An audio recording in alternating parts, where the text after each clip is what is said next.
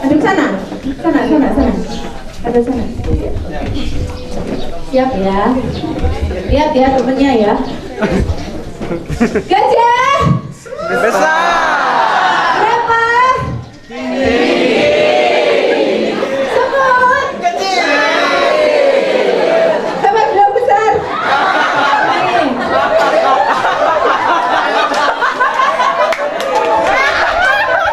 Lagi. Emang ini kalau Siap. Kucing liang. Kucing. Meong.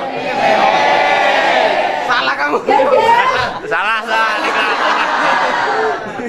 Ini nikmati. Kamu salah.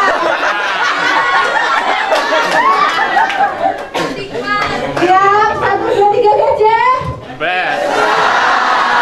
Ayo sama mau bilang pendek. Kucing. Meong. Sampai bilang tinggi tadi.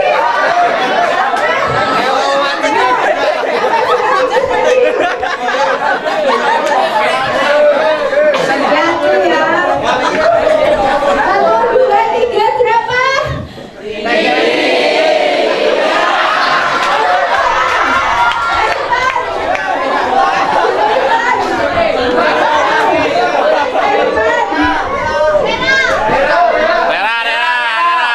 Kita cari pangsa sebanyak-banyaknya. Ya. 1, 2, 3 kucing. Meong. Hampir saja. Semut. Meong. Gajah. Salah. Gajah.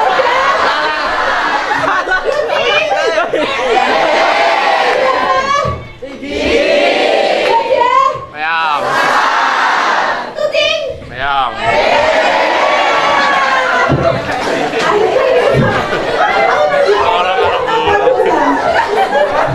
Itu udah jujur itu.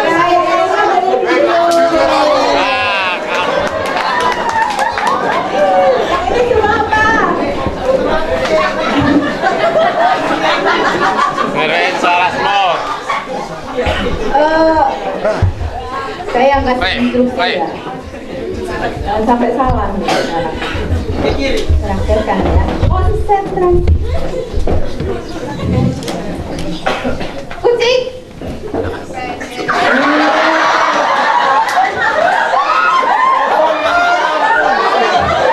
Belum udah salah. Kamu salah maju 1 langkah. Berapa? Gajah. Merah.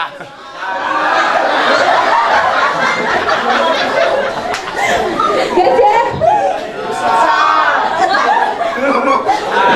Maju 1 langkah. Kucing. Meong. Wah ini harusnya nanti lama-lama sampai ke sana mereka ya. Ya udah kasih tepuk tangan aja deh, kasihan.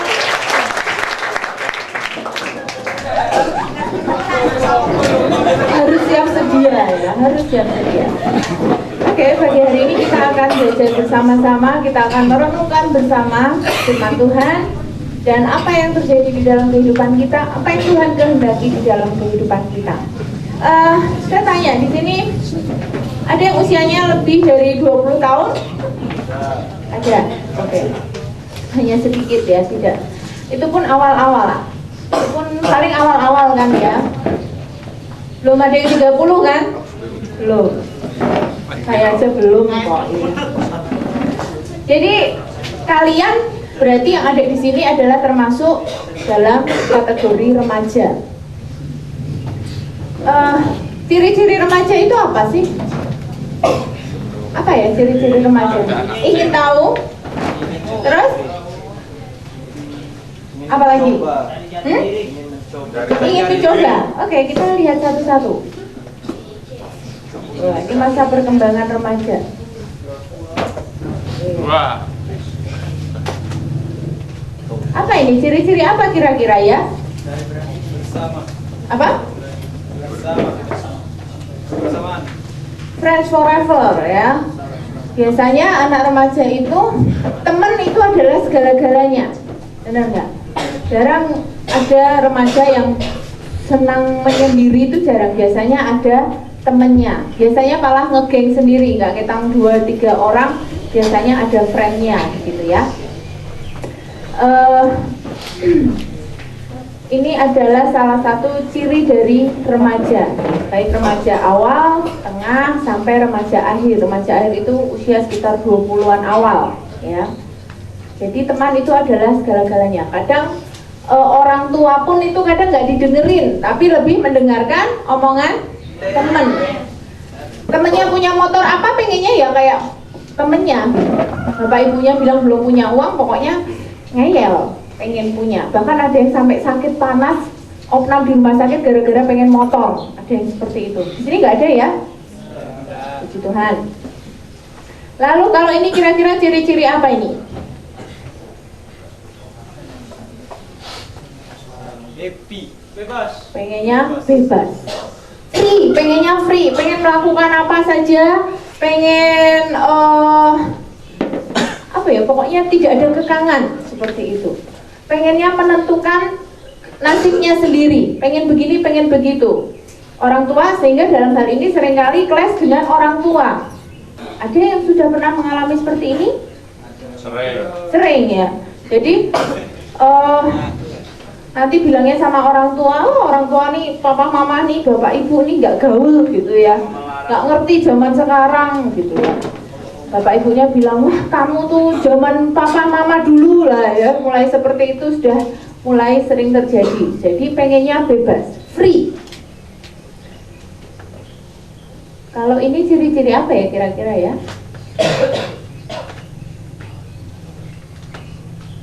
Apa ini? Hah? Apa? Ya betul. Jadi mulai sangat concern terhadap penampilan, terutama penampilan fisik. Jerawat satu aja ya diurusi terus gitu ya, diutek terus. Bolak-balik ngaca, sedikit-sedikit lihat cermin gitu ya. Nggak ada cermin, HP dibawa dilihat sambil itu ya, sambil ngaca di HP gitu ya. Nggak ada yang seperti ini ya? Nggak ada? Oh ada, berarti remaja gitu, normal gitu. Kalau Kak Ian mungkin udah nggak terlalu kayak gitu, apalagi udah ada yang punya anak lagi gitu ya. Kalau kita kan masih jaga penampilan kita gitu ya. Jadi penampilan fisik itu sangat diperhatikan sekali. Mau pergi itu bajunya tuh bisa ganti berkali-kali gitu ya. Pakai baju apa yang pas begitu ya. Mau ini kok kayaknya nggak cocok, ganti lagi. Seperti itu. Kalau yang ini, nah ini mulai tertarik lawan jenis ya. Boleh kenalan nggak katanya gitu. Ya, dunia milik berdua, yang lain blur, ya kan? Semuanya di blur, pokoknya yang kelihatan jelas cuman kita berdua, gitu ya. Mulai naksir sana sini. Kalau bikin foto ya di crop, nanti dipotong, cuman berdua aja, temennya nggak ikut gitu ya. Padahal tadinya fotonya rame-rame gitu, susah-susah gitu ya, di crop, dipotong, lah gitu ya. Kalau jauhan ya nanti dideketin gitu ya, maksa pokoknya. Jadi tertarik dengan lawan jenis. Lawan jenis ya, nggak ada yang tertarik dengan yang sejenis kan di sini ya? Nggak, jangan lah gitu, jauh, nggak ada yang di sini. Jadi mulai tertarik lawan jenis, naksir-naksiran ya. Kalau ini suka berkhayal, ngelamun. Siapa yang suka ngelamun di sini? Bayang-bayangin gitu ya. Andai kata kalau aku ya, ngelamun kesake banget, sampai bingung apa yang dilamun ke ya. Aku ngelamun apa gitu ya. Asal jangan sampai ngelanjor ya. Tahu enggak ngelanjor? Tahu enggak? Ada yang pernah tahu ngelanjor enggak? Ngelamun jorok. Enggak boleh ya. Enggak boleh ya. Arti keterusan. Kalau kebablasan nanti jadinya kayak gini. Jangan sampai gitu. Ngelamun gitu. Kalau ini kira-kira apa ya?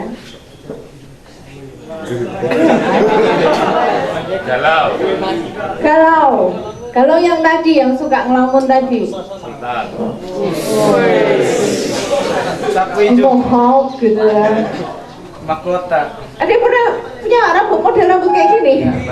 Ada fotonya kan? Kalau ada saya pinjam. Sedang mencari identitas diri, bingung media pakai gitu ya.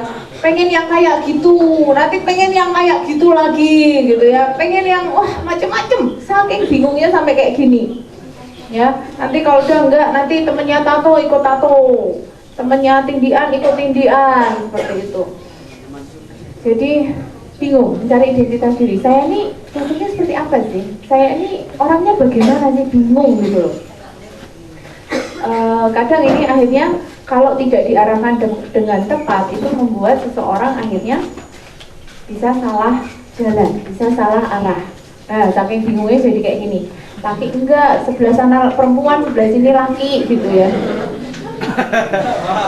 Nah, ada yang ngerokok ya. Dibilang nggak cool aja bingung loh sama temennya. Ah nggak cool kamu, nggak ngerokok, nggak keren gitu ya. Banci. Kalau orang yang sudah punya identitas diri yang kuat, mau dibilang banci, mau dibilang nggak cool, mau dibilang apa, terserah. Karena ini identitas saya sebagai anak Tuhan ya seperti ini begitu. Jadi kita tidak perlu harus mengikuti orang lain. Kita tidak perlu harus sama dengan yang lainnya kalau kita tahu itu adalah suatu hal yang salah. Kalau ini cool, ditanya, sebelah mananya yang cool? Coolnya sebelah mana sih? Jantannya sebelah mana coba? Ada yang bisa sebutkan? Mananya? Jantannya kalau ngerokok itu seperti apa? Di sebelah mananya ada yang bisa jelaskan nggak? Kalau dibilang, ah banci kamu gitu ya. Bancinya sebelah mana kalau saya nggak ngerokok gitu? Atau jantanmu sebelah mana sih kalau kamu ngerokok? Ya. Maka tadi ada yang mengatakan ingin mencoba-coba.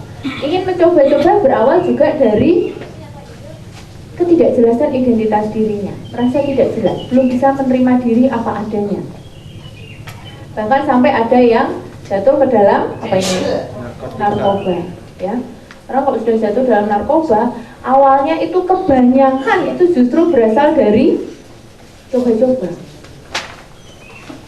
Bukan yang katanya nyalahke orang tua, broken home dan lain sebagainya, bukan masalah itu, tapi sekedar mencoba, pengen nyoba aja. Akhirnya jatuh betulan ke dalam kecanduan, edik narkoba. Nah ini lebih bingung lagi nih. Siapa nih? Sultan. Amin sama istrinya, Evelyn ya. Yang laki yang mana, yang perempuan yang mana? Lakinya yang Evelyn.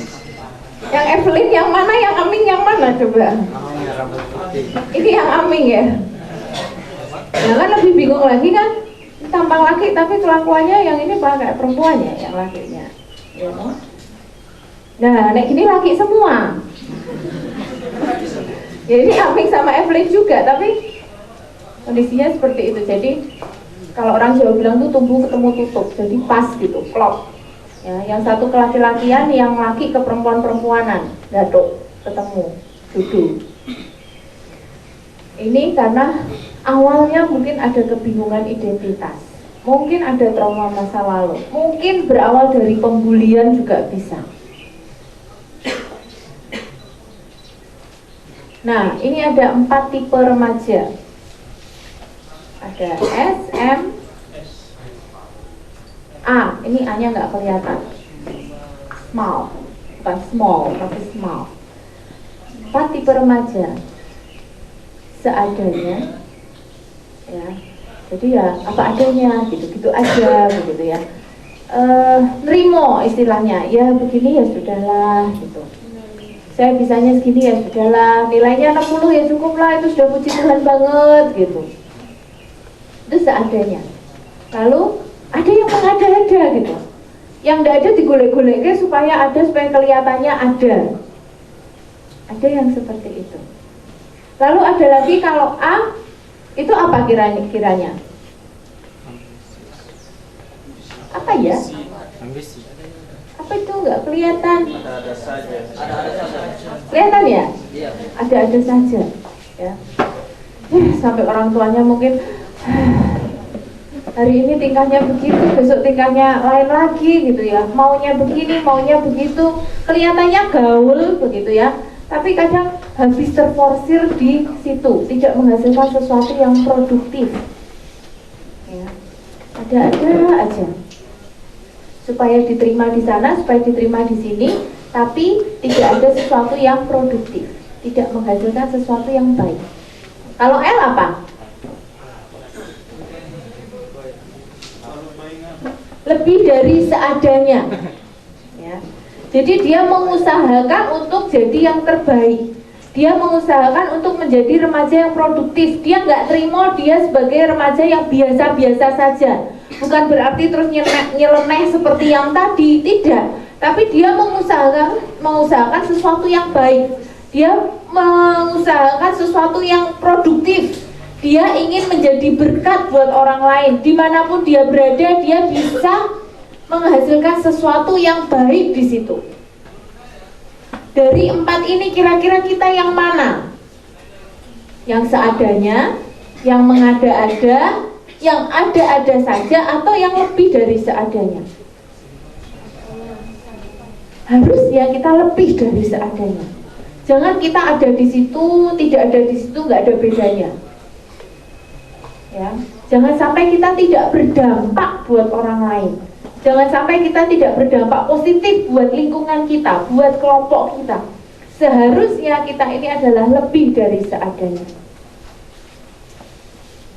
Kalau kita mau lebih dari seadanya, dengan karakteristik kita sebagai remaja, sebagai sebagai pemuda atau remaja akhir, dengan karakteristik yang seperti itu, kira-kira bisa nggak kita lebih dari seadanya?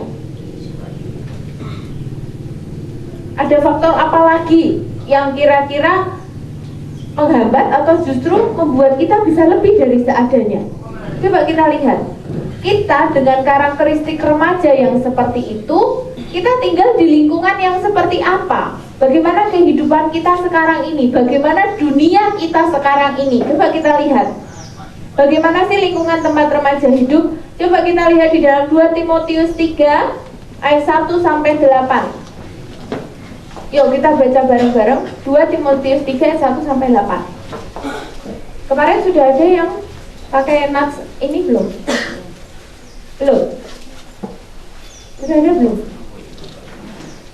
Ada kemarin pembicaranya? Belum. Yuk 2 Timotius 3 ayat 1 sampai 8.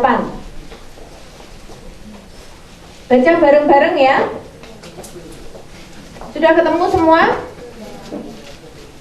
2 Timotius 3 ayat 1 sampai 8. Kalau sudah kita baca bersama-sama. 1, 2, 3. Ketahuilah bahwa pada hari-hari terakhir akan datang masa yang sukar. Manusia akan mencintai dirinya sendiri dan menjadi hamba uang. Mereka akan membual dan menyombongkan diri. Mereka akan menjadi pemfitnah. Mereka akan mengatakan kepada orang tua dan tidak tahu berterima kasih. Tidak memedulikan agama.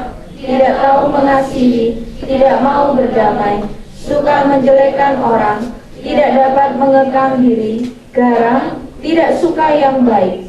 Suka mengkhianat, tidak berpikir panjang, berlagak tahu, lebih menuruti hawa nafsu daripada menuruti Allah.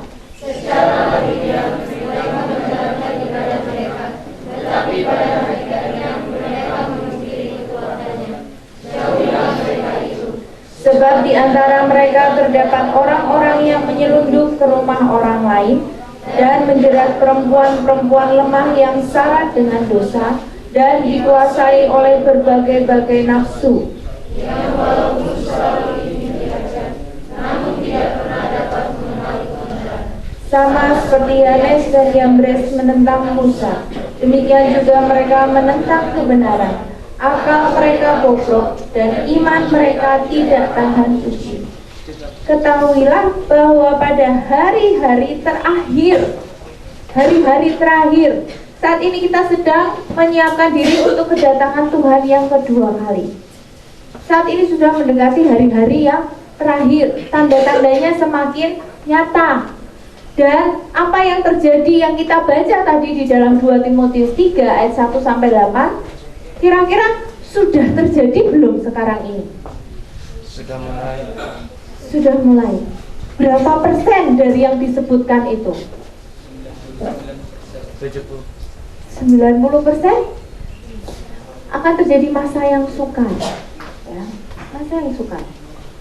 Manusia mencintai diri sendiri, menjadi hamba uang, penuh tipu muslihat.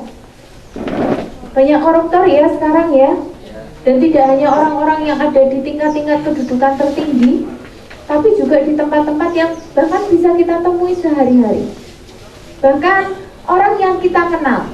Bahkan bisa saja kita korupsi uangnya orang tua kita, ya. Tipu muslihat bisa terjadi. Sombong, Angku. berontak terhadap orang tua, ada nggak nih ya di sini ya? Menjerat perempuan-perempuan lemah yang syarat dengan dosa dan nafsu, akalnya bobrok, tidak sopan. Karena tadi di Alkitab dikatakan tidak hormat kepada orang tua, tidak mau mendengarkan, berontak, tidak peduli terhadap Tuhan, tidak tahu mengasihi, tidak dapat mengerti. Tahun ini 3 tahun, masuk gak diperingati ya? Membutuhkan penghiburan. Atau bullying itu baru ada, itu baru akhir-akhir ini. Betapa anak-anak kecil sekarang itu menghadapi masa yang sulit. Padahal mereka kekurangan kasih sayang orang tua. Zaman dulu masih mungkin main dengan orang tua. Zaman dulu masih mungkin dakonan sama teman, itu masih biasa. Mungkin kalau di desa mungkin masih hal yang biasa. Tapi sekarang bahkan di desa pun anak-anak mainnya sudah HP.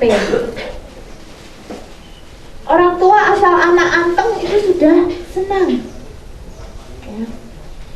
Tapi mereka kurang sentuhan, kurang kasih sayang. Orang tua sekarang sibuk untuk berkompetisi, untuk sulit mendapatkan ekonomi yang baik, sehingga akibatnya anak-anaknya yang terlantar. Mereka harus usaha sendiri, fight sendiri, ya. Jadi kehidupan di masa yang akan datang itu akan lebih sukar, akan sangat sukar. Segala fasilitas ada, tapi kebutuhan emosi itu tidak terpenuhi.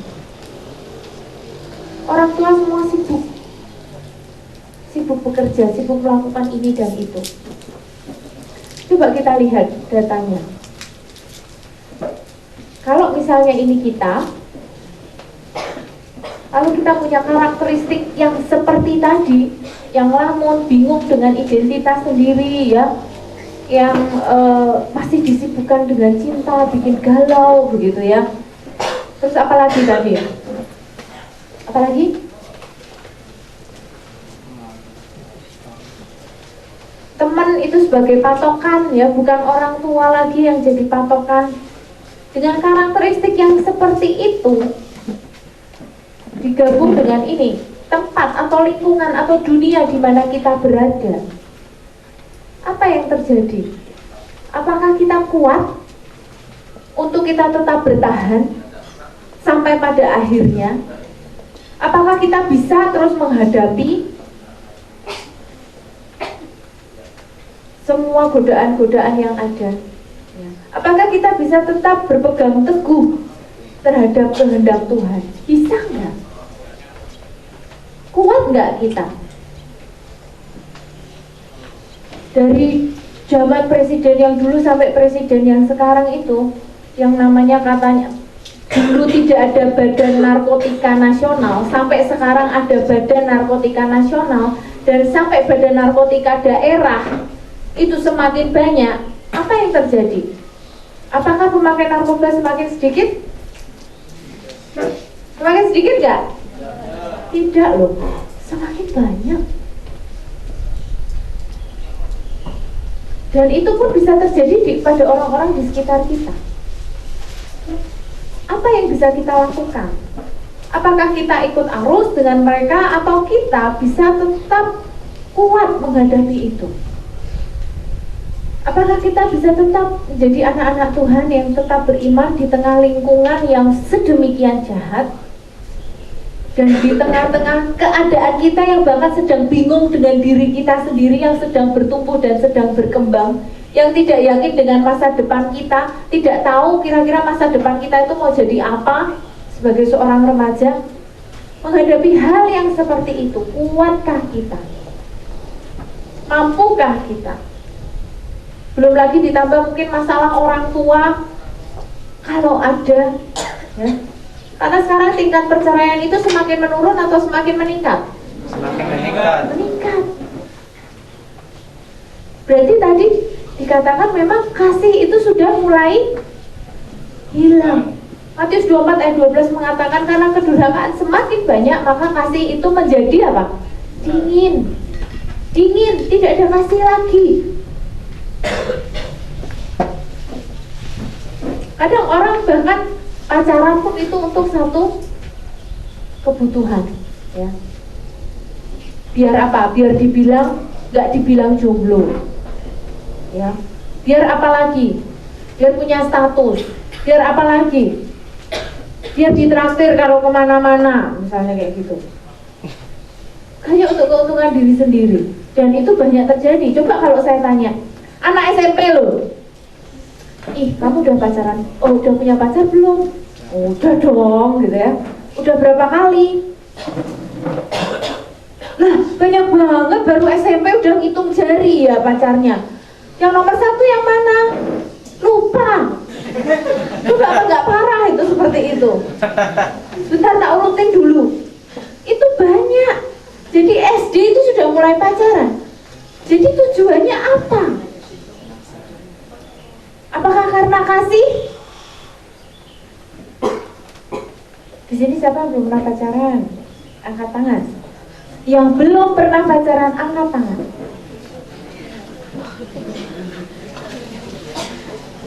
Ini nggak ada loh. Hah? Ada? Oh ada. 1, 2, 3, 4, 5, 6. 6 dari 100 sekian. Itu bohong. Dari 100 sekian, nggak ada 10%-nya. Berarti semuanya sudah pernah pacar. Hampir semua. Tapi kalau naksir pernah dong. Bahkan anak 3 tahun pun sekarang sudah ngerti mana yang cantik, mana yang jelek, mana yang ganteng, mana yang jelek. Udah tahu sekarang anak 3 tahun. Dan itu memang secara prosesnya memang bisa. Tapi hanya sekedar dia menilai penampilan fisik saja. Ya kalau SD, apa yang dipikir ketika pacaran? Masa pakai seragam gitu, sudah gandengan seragam merah putih itu loh. Sudah gandengan ya. Fotonya itu aduh minta ampun ya, kan ada kan waktu itu beredar di Facebook pakai seragam pramuka mekrok itu loh ya, pacaran kirim-kiriman surat cinta seperti itu, pasang status Facebook foto berdua, cocok nggak gitu, pakai seragam SD gitu. Yang sudah besar aja bingung mau cari ini ya, liburan mau aja ditanya kalau pulang mana pacarmu tuh udah bingungnya setengah mati gitu ya, kapan nikah, waduh apalagi itu gitu ya, sudah pusing begitu. Tapi yang SD malah lebih pintar-pintar. Artinya apa? Mereka tidak menjalankan itu berdasarkan kasih, bukan dengan kasih. Lalu berapa banyak anak SMP SMA yang pacaran dan kemudian hamil di luar nikah? Tujuannya apa? Sampai itu di soal SD itu ya ada soalnya, gambar ibu hamil, lalu gambar orang menikah, gambar orang lagi ngasuh anak. Coba diurutkan mana duluan. Anak SD tanya mana duluan gitu. Dia ngurutkannya hamil duluan, lalu nikah, lalu baru ngasuh anak. Dengan bangga gitu ya. Oh urutannya begitu ya.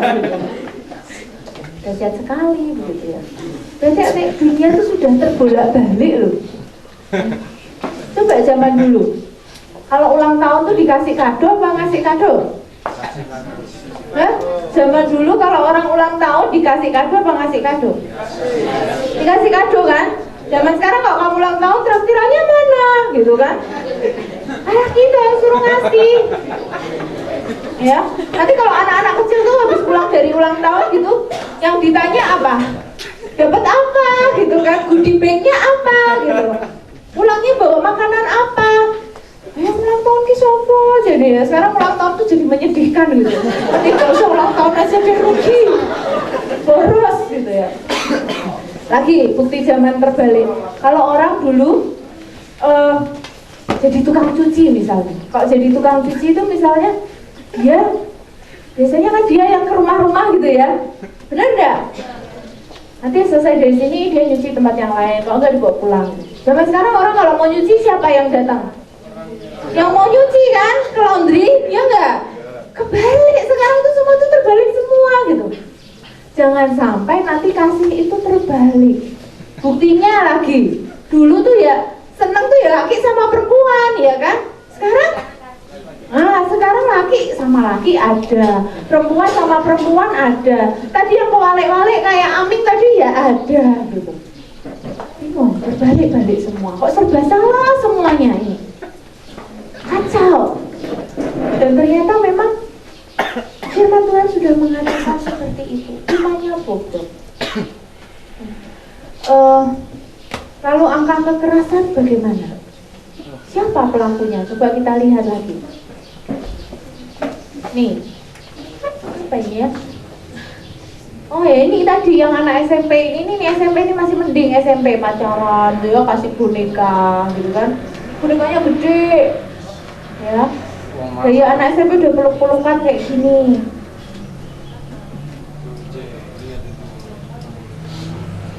Nah ini yang anak SD tadi. Ya, ini aku kayak gitu. Udah punya tatapan mata penuh arti.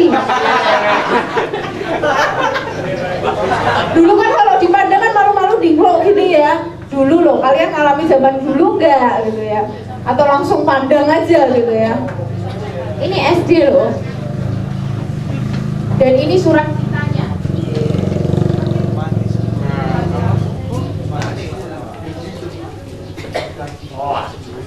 Ada surat cintanya tadi ya di sebelah sini.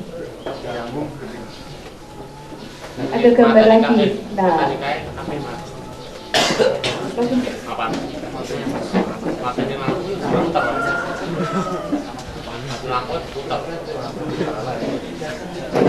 Ya, jadi sekarang situasinya memang seperti itu ya. Kalau kita justru berpikir yang serius itu kadang malah nggak dapet gitu. Tapi kalau yang seperti anak SD tadi ketemu di jalan sembarangan gitu, bisa gitu ya.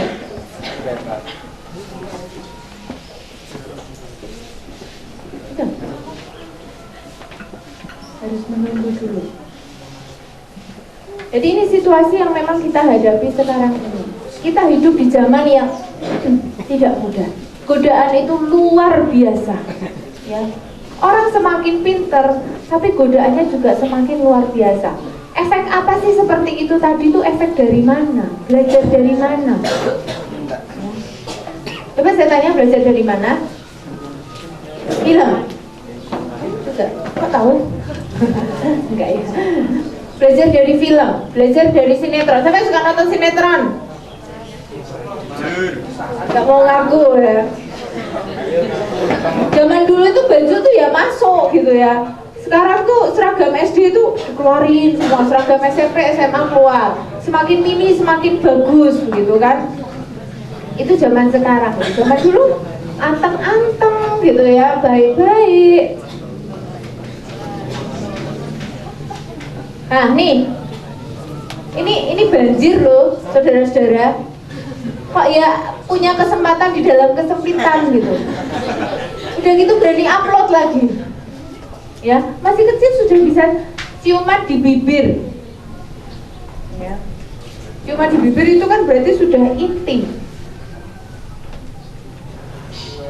Sekarang anak zaman sekarang mana sih ada yang tidak pernah lihat orang ciuman di bibir? Bahkan Mickey Mouse sama Minnie Mouse aja ciuman di bibir kan? Siapa yang nggak pernah nonton Mickey Mouse? Bahkan film kartun semuanya itu pasti ada seperti itu. Terus gimana kalau sudah seperti itu? Adiknya atau anaknya yang kecil ditutupi matanya. Nah kalau pas nggak ada kakaknya, nggak ada orang tuanya, siapa yang mau nutupin? Ya kalau menutup sendiri. Jadi situasinya seperti itu. Nah ini lebih parah lagi. Foto pegang fisik, ya. Dan diupload di Facebook lagi. Udah jangan lama-lama. Diupload di Facebook lagi hal seperti itu. Itu kan memalukan sekali. Dan yang dipegang cuek-cuek aja gitu loh. Ini nggak cuma terjadi ini aja loh, banyak lagi. Belum yang kemarin, foto-foto ketika lulusan SMA. Aduh luar biasa parahnya. Oret-oretan begitu ya. Lah oret-oretannya tuh ya di baju, tapi di bagian-bagian yang vital sengaja gitu. Padahal roknya juga mini gitu. Bajunya basah lagi habis kebiur-kebiuran kan ya, nemplek kemana-mana gitu ya. Transparan ya, pintar. Itu ada di pikiran setiap pria, saya yakin. Cuman tidak semua kan kewetu begitu, tidak semua kepikiran. Kepikiran sih, cuma tidak menyampaikan maksudnya. Nah kalau sudah mikir kok masih disuguhi sekalian kan terus gimana gitu ya? Ya apa daya mau disuguhi ya kan? Seperti itu. Jadi yang kemarin itu, lulusan kemarin itu parah sekali. Lalu free sex.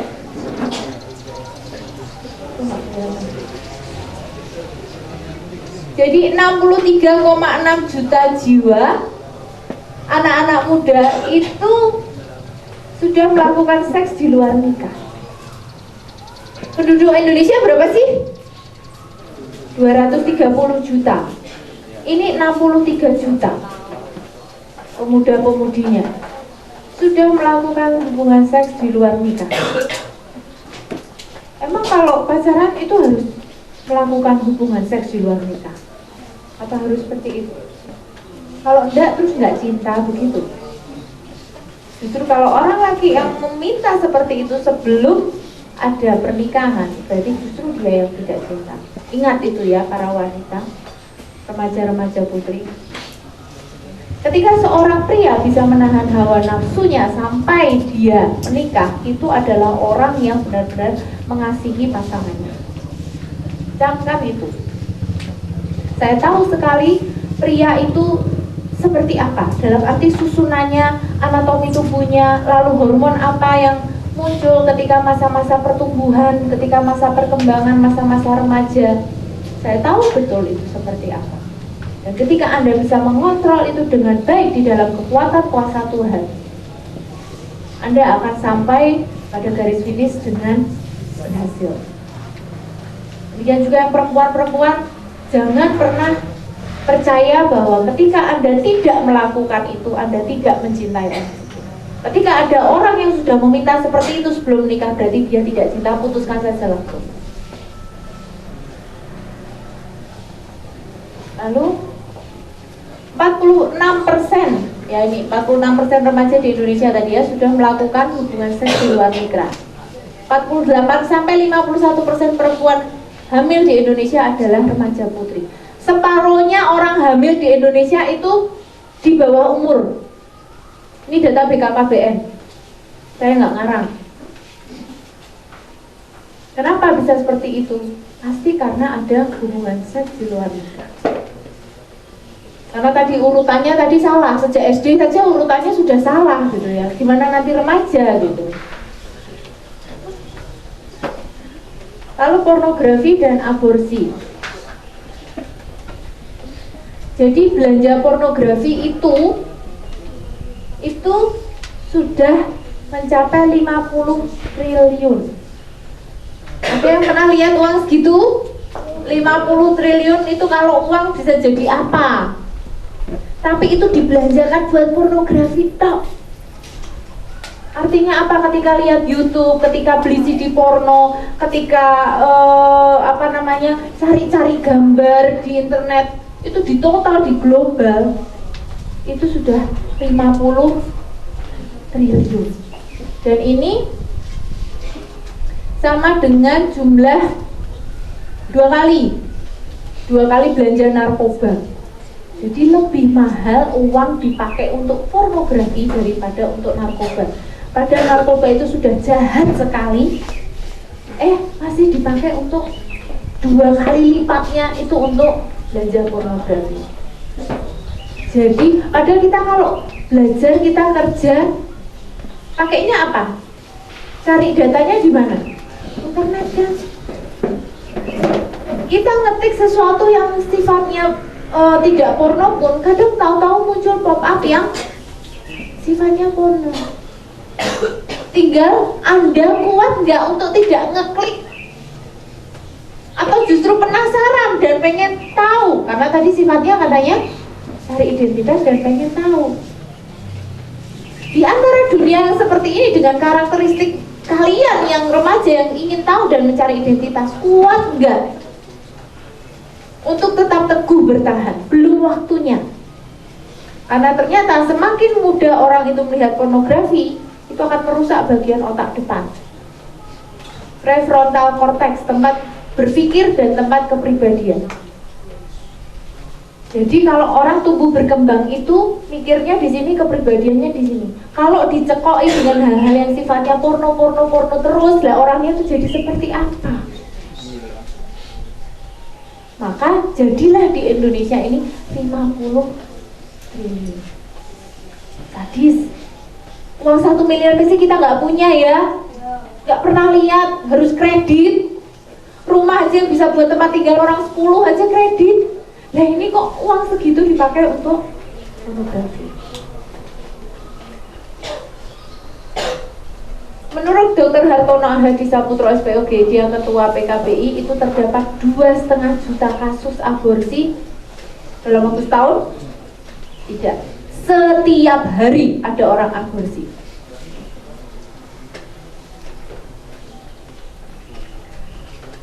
Satu hari terdapat 6.800 sampai 7.000 kasus aborsi setiap hari.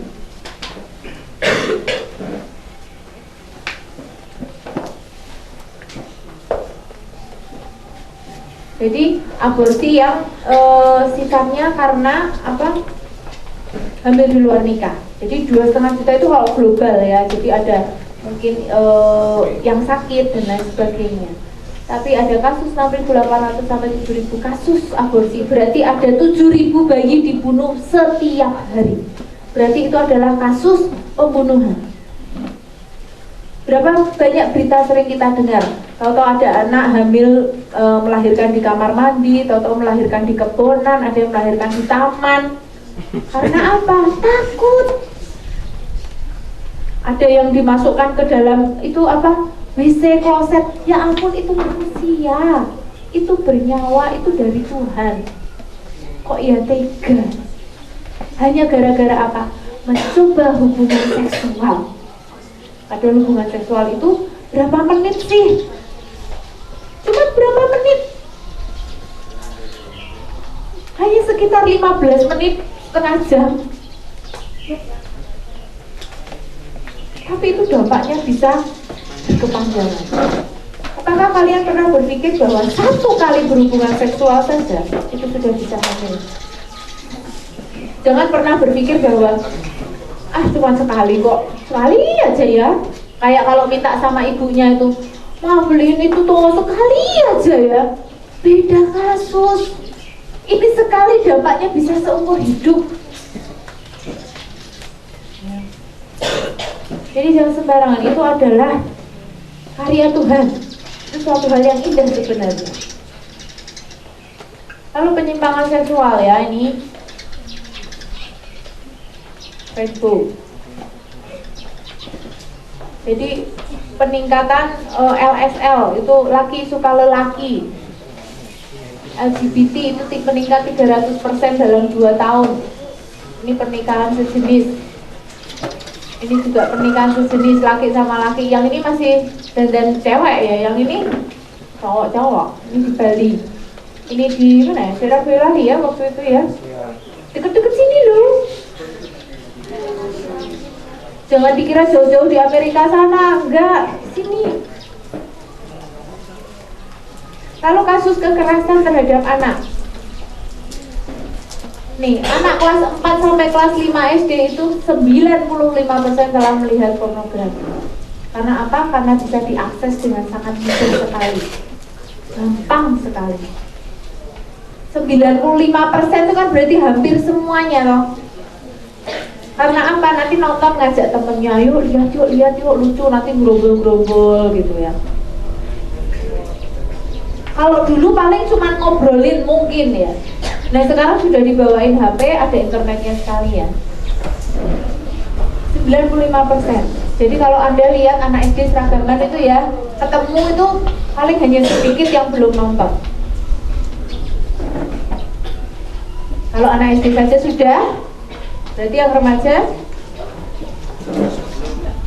semoga khusus SD ya, khusus anak SD. Jadi kasus kekerasan terhadap anak itu meningkat setiap tahun. 135 anak Indonesia menjadi korban kekerasan seksual setiap bulannya. Ya. Itu terjadi di sekitar kita. Itu terjadi di negara kita. Kalau zaman dulu tuh yang menjadi korban pemerkosaan itu biasanya siapa sih? Perempuan kan? Setidaknya sudah akil balik. Sekarang anak-anak kecil-kecil, anak-anak balita, anak usia 3 tahun sudah jadi korban. Banyak sekali. Bayi yang di Jakarta jadi korban, mati. Bayi itu seksinya sebelah mana kalau saya tanya? Seksinya di mana coba? Kok ya tertariknya sama bayi gitu loh? Apa karena dia beraninya sama anak kecil?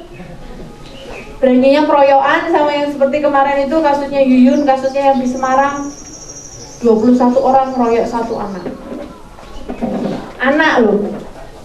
Perempuan saja itu dia nggak punya kekuatan dengan satu laki-laki, apalagi kalau 21. Nah ini anak-anak. Dan perempuan anak pula. Apa itu tidak betapa jahatnya orang sekarang itu.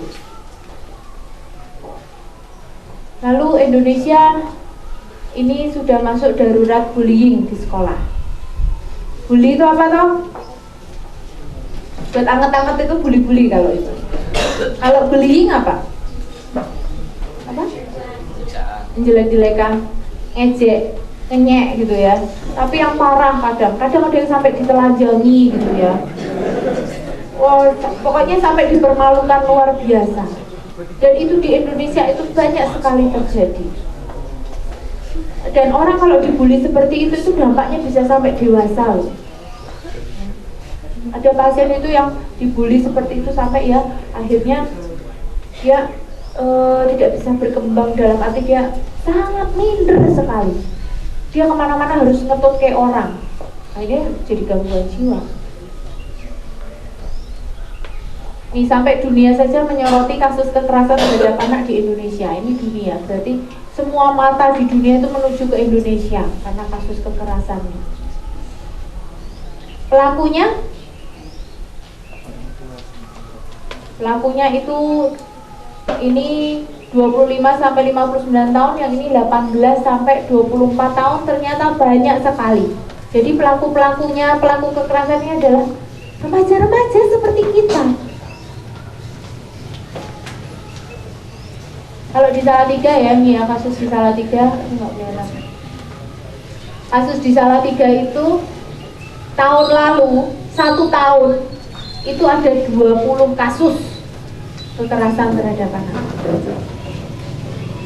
Tahun ini sampai bulan Juni tok itu sudah 23 kasus yang lapor.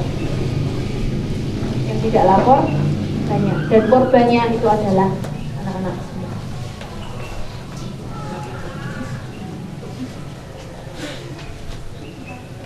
Jadi dari 4 tipe remaja ini kita mau jadi yang mana? mau seadanya. Ya sudah, saya terima karakteristik saya begini, ya sudahlah. Bapak Ibu maklum dong, Papa Mama maklum dong, saya baru remaja kok. Jadi kalau masa remaja itu dikatakan masa badai. Wah, memang agak bikin pusing orang tua gitu ya. Maunya sendiri. Atau kita yang mengada-ada, atau kita ada-ada saja, atau kita mau yang lebih dari seadanya. Kita mau mengatasi karakteristik kita mau mengatasi lingkungan kita mau mengatasi dunia yang ada di sekeliling kita yang jahat. Jadi dengan karakteristik kita sebagai remaja, dengan dunia di sekeliling kita yang begitu jahat, apa yang harus kita lakukan? Apakah kita jadi galau? Apakah kita masih bingung, kuat nggak saya ini, kuat nggak ya?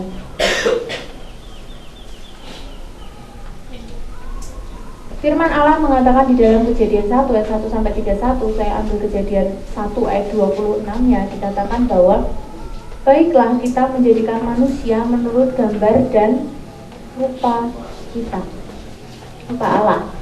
Supaya apa? Supaya mereka berkuasa atas ikan-ikan di laut dan burung-burung di udara dan atas ternak dan atas seluruh bumi dan atas segala binatang melata yang merayap di bumi. Sekarang kita ayat 26, sekarang kita akan membuat manusia itu menjadi serupa seperti kita dan menyerupai kita. Ini dalam terjemahan bahasa Indonesia sehari-hari. Jadi menjadi seperti kita, Allah, dan menyerupai kita. Allah itu biasa-biasa saja atau bagaimana? Atau luar biasa? Luar biasa atau biasa-biasa saja? Jangan balik kalau sekarang ya. Allah kita luar biasa karena menciptakan begitu banyak hal-hal yang luar biasa. Jadi Allah itu dahsyat. Dan kita ini dibuat itu bagaimana? Menjadi seperti. Berarti sesungguhnya kita ini biasa-biasa saja atau luar biasa? Kita ini seadanya atau kita ini dahsyat? Kita ini dahsyat. Kita ini punya kemampuan yang hebat sekali sebenarnya. Jadi demikianlah Allah menciptakan manusia dan dijadikannya mereka seperti dirinya sendiri. Karena saking mencintai ciptaannya, dia ingin membuat sesuatu yang terbaik sampai dibuat persis serupa segambar dengan bahan debu tanah, bahan yang paling bagus. Kalau bisa dibilang humusnya yang bisa paling subur, bisa menumbuhkan segala macam tumbuh-tumbuhan yang berbuah, yang bermanfaat. Kita ini manusia. Jadi betapa dahsyat dan luar biasanya kita sebenarnya. Apa sih yang Tuhan ketika menjadi manusia di dunia, apa yang dilakukan Tuhan Yesus? Berjalan di atas air ya, menyembuhkan orang sakit. 5 roti dan 2 ikan untuk berapa orang? 5.000 baru laki-lakinya tok. Begitu luar biasa dan begitu dahsyat. Dan kita dibuat sama seperti itu. Dan satu hal di dalam Kejadian 1 ayat 16 sampai 17, Allah menaruh semuanya itu di cakrawala untuk menerangi bumi. Apa sih yang ditaruh itu? Di dalam Kejadian 16 ayat 17, Allah menaruh semuanya itu di cakrawala untuk menerangi bumi. Apa yang Tuhan taruh? Matahari, bulan, dan bintang. Tangan yang menaruh matahari yang bahkan tak tersentuh oleh manusia. Ada yang bisa nyentuh matahari? Bahkan kita lihat aja dengan mata telanjang kita tidak bisa. Tidak tersentuh, bahkan terlihat saja sulit. Tapi tangan yang menaruh matahari itu di atas, tangan yang membentuk bulan, tangan yang menaruh bintang-bintang dengan begitu detailnya di setiap jengkal langit, tangan itu juga yang membentuk kita. Tangan yang bisa membuat matahari itu. Tangan itu pula yang membentuk hidung kita, mata kita, kepala kita, tubuh kita seluruhnya.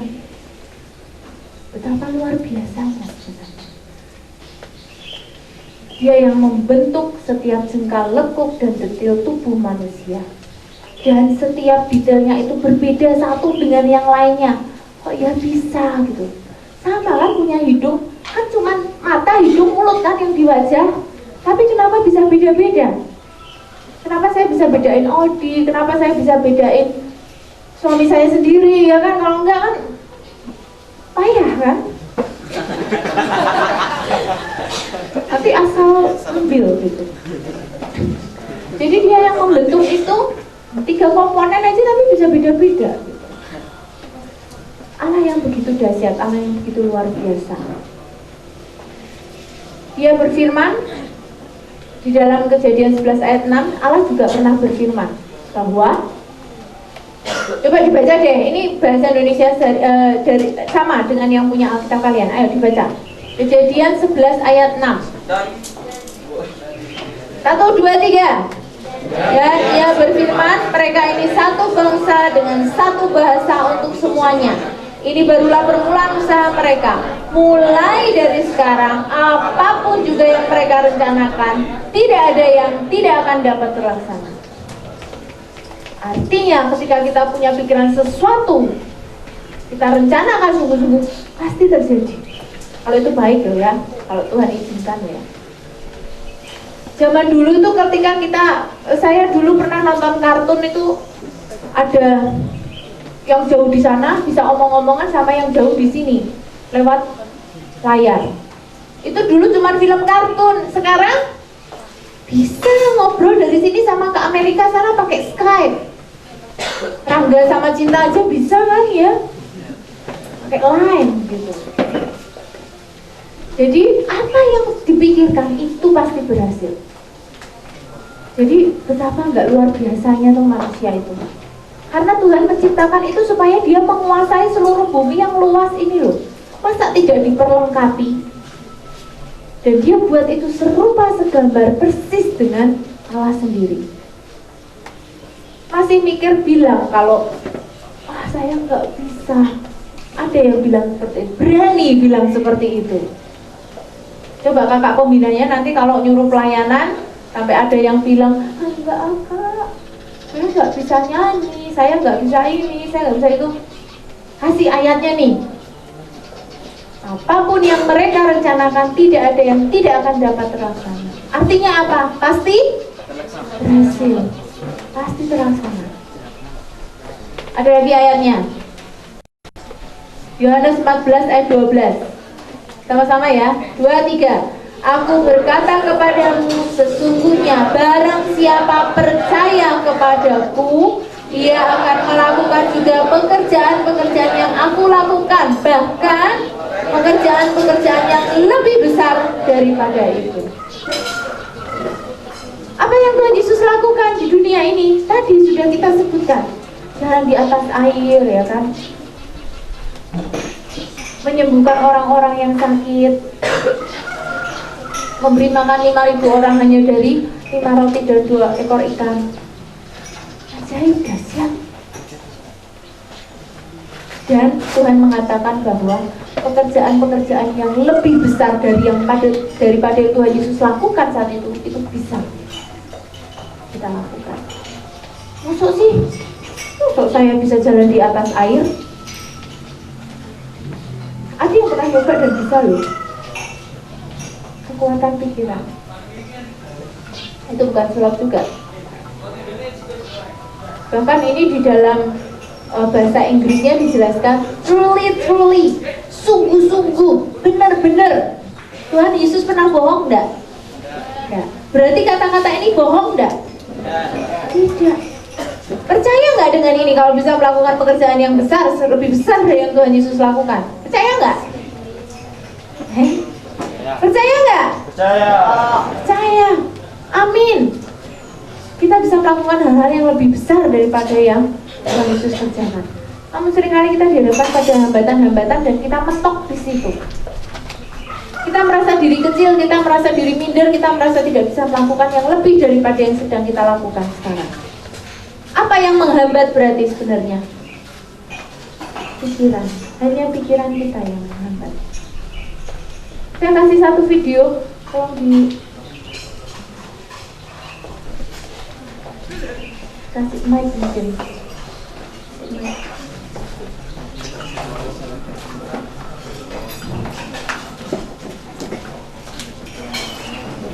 Bisa kelihatan ya.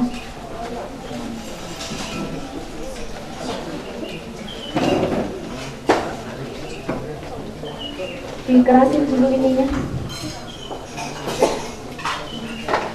Ya.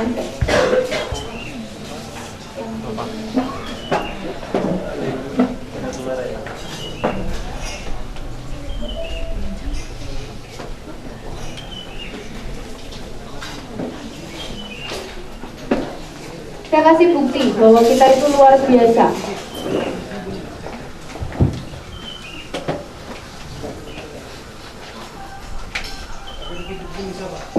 Yang atasnya, satu lagi bukan yang ini.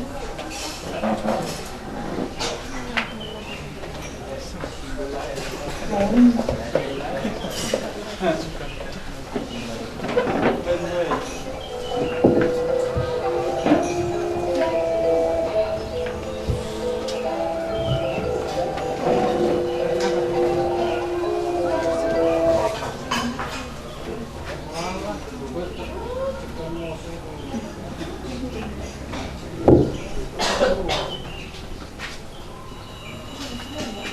Yang pertama ya.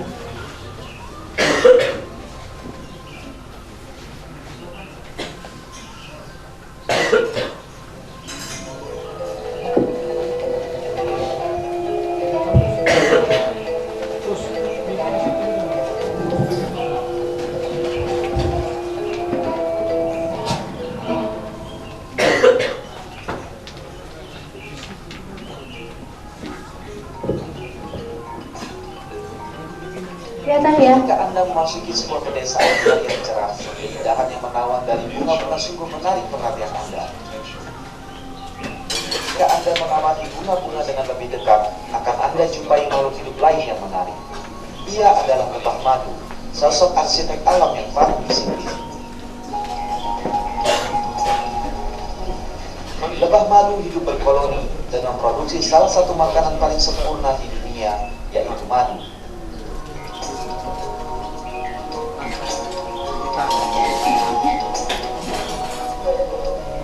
Mereka menyimpan madu yang mereka buat dalam kantung-kantung madu berbentuk heksagonal yang mereka bangun. Tapi, pernahkah Anda berpikir mengapa mereka membuat kantung-kantung dengan bentuk heksagonal? Kenapa bikinnya persegi 6? Kita mencari jawaban atas pertanyaan ini, dan setelah melakukan perhitungan yang panjang, dihasilkanlah jawaban yang menarik. Siapa yang ngasih tahu? Siapa yang ngapalkan formasi-formasi seperti itu? Ya. Kemudian dia juga bisa membagi tugas. Ada ratu yang tugasnya hanya bertelur saja, tapi ada yang tugasnya jaga sarang lebah, ada yang tugasnya cari madu, dan mereka bisa membagi itu tidak pakai ijir-ijiran gitu ya. Kemudian mereka bisa menjaga suhu di lebah itu, di sarang itu adalah 30 derajat. Supaya apa? Supaya madunya tidak rusak. Kalau kepanasan mereka bisa ngipasi di depan itu dengan sayap mereka. Itu luar biasa sekali. Dan berapa sih jumlah otak lebah sampai dia bisa mikir yang seperti itu, bikin sarang yang seperti itu? Kita kepikiran nggak? Kalau bikin rumah tuh mungkin lebih baik segi 6 gitu ya, supaya bahannya lebih sedikit gitu. Tapi kita bikinnya kotak-kotak semua ya. Itu lebah bisa seperti itu. Berapa sih jumlah sel otak lebah? Ada yang tahu? 7.000 sel otak. Dibandingkan kita berapa jumlah sel otaknya? Ada yang tahu? Seluruh saraf kita jumlahnya itu adalah 1 triliun. 1 triliun. Berapa kalinya jumlah sel otak lebah? 1 triliun bagi 7.000. 142.800.000 sekian kalinya lebah. Berarti kita harusnya lebih dahsyat 142 juta kali daripada lebah-lebah itu semuanya. Dan memang itu yang terjadi di dalam diri kita. Kita itu hebat, luar biasa, dahsyat. Dan seringkali sayangnya kita tidak menyadari hal itu. Kapasitas otak kita itu kalau dibuat nolnya itu bisa berjejer-jejer jauh, itu bisa jalan pulang balik bulan. Itu kemampuan kita. Sekarang kita buktikan lagi, bukan hanya otak saja, tapi bahkan fisik pun bisa. Di slide video berikutnya.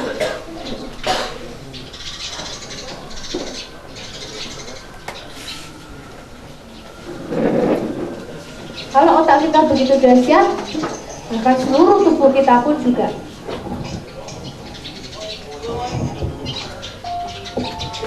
Ada yang pernah lihat? Dia selama 15 tahun, dokter mengatakan dia nggak bisa jalan lagi. Dia menerima itu sebagai satu kenyataan. Usianya 47 tahun, dia bekas tentara Amerika, dan dia merasa putus asa, menyerah dengan situasinya. Dia mengalami cedera ketika dia naik paratrooper terjun payung dan jatuh. Sejak saat itu kakinya cedera dan tidak bisa diperbaiki lagi, dan dokter mengatakan tidak bisa pulih, tidak bisa sembuh. Sehingga akhirnya dia bisanya cuma makan, duduk, akhirnya jadi gendut.